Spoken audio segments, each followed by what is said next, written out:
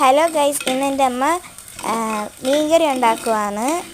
അതിനായി എണ്ണ ഒഴിച്ച് കടുക് ഇട്ട് വെളുത്തുള്ളി ഇട്ട് ഇഞ്ചി ഇട്ട് കുഞ്ഞുള്ളി ഇട്ട് മുളകിട്ട് കരിവേപ്പില ഇട്ട് നന്നായി വഴണ്ട് വരണം.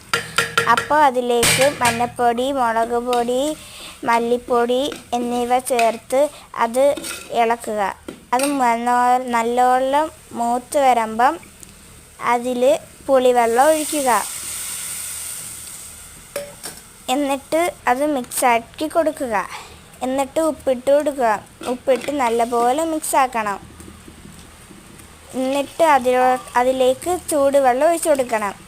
അത് നല്ലപോലെ തിളച്ച് വരുമ്പോൾ നമ്മൾ അതിലേക്ക് നമ്മുടെ മത്തിക്കുട്ടന്മാരെ ഇട്ട് കൊടുക്കണം. മത്തിക്കുട്ടന്മാരെ ഇട്ട് കൊടുത്തതിന് ശേഷം നമ്മളത് മൂടി വെച്ച് നല്ലപോലെ വേവിച്ചെടുക്കണം. എങ്കിൽ നമ്മുടെ മത്തിക്കറി റെഡി.